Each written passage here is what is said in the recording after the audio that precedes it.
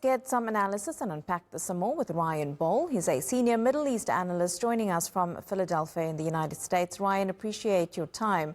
We hear there from our reporter in the occupied East Jerusalem speaking about this increased Israeli isolation, but does it really matter to Netanyahu and his far-right ministers when he still knows that he has the unconditional, it would seem, support of the United States? So to the far-right ministers, no, it doesn't particularly matter. Some of them have even been sanctioned by some of these European countries.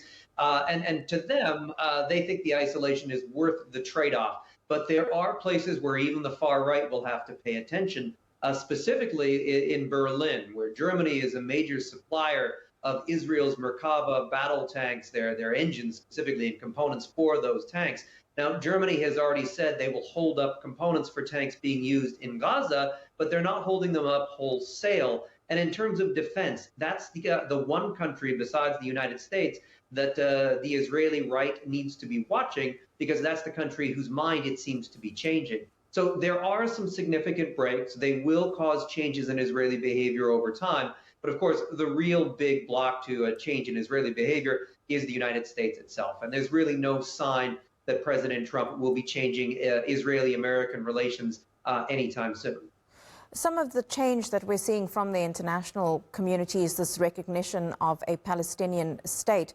Is that purely symbolic, or is it going to bring about any real change for people right now in Gaza who are enduring this war, as well as Palestinians in the occupied West Bank?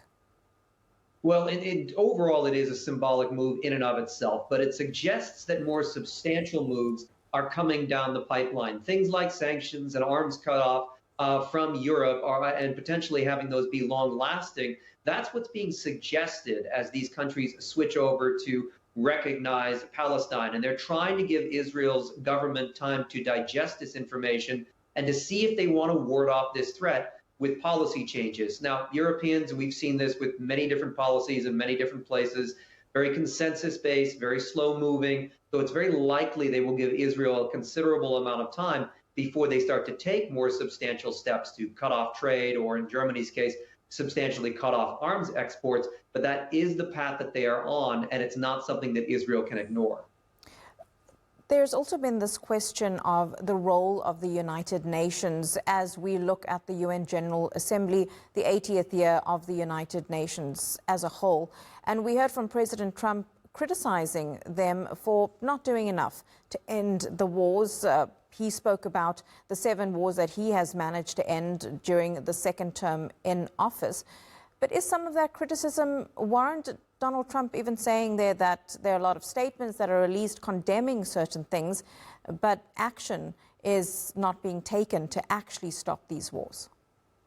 Well, certainly, of course, the UN was set up in a world that no longer exists, where the US and the Soviet Union were still allies. So it's already been out of date for some time. But that being said, if we look specifically at the Gaza situation, it's really the United States and Israel that are continuing the conflict in its current form. Now, there are obstacles on the Palestinian side. Hamas has provided a fair bit of excuses to keep the conflict going as well. But at the end of the day, a ceasefire could be reached, similar as the one in January, if the Israelis and Americans moved away from their maximalist objectives of ejecting Hamas right now. And as long as those are those positions, the UN itself is something of a bystander, because, of course, the U.S. has a veto power on the Permanent Security Council. And that means that even if the other 4 powers are united against the Americans, it really doesn't matter what they say. And that's a structural setup of the United Nations that allows a superpower like the U.S.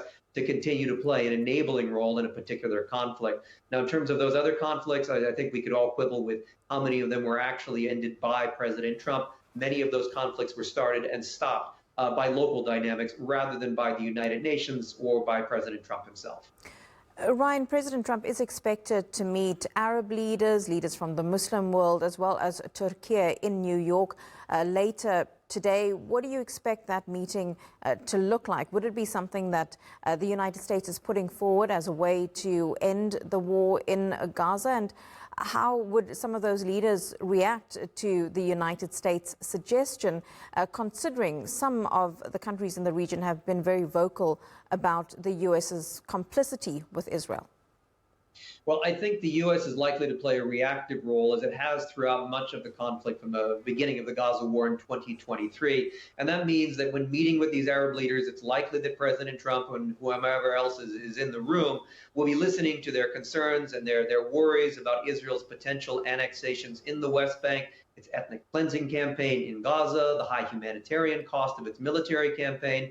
And then they're likely to try to pivot some of those complaints into ways to assuage or to dissuade these Arab states from taking any substantial measures against the Israelis. And so rather than showing leadership on the issue, I think that the United States will be playing this reactive role where they will be listening to complaints and seeing if anything comes out of it that could be constructive enough to take to the Israelis. But at the end of the day, the Israelis aren't interested in an Arab role in Gaza anytime soon, neither a Palestinian nor an Egyptian or Jordanian or anyone else for that matter. The Israelis are set on reoccupying the Gaza Strip for at least the medium term. And as long as that's the position, the Americans are going to be playing defense on behalf of the Israelis, again, unless the American administration decides to change their politics and become more critical of Israel, which right now I just don't see likely to be happening.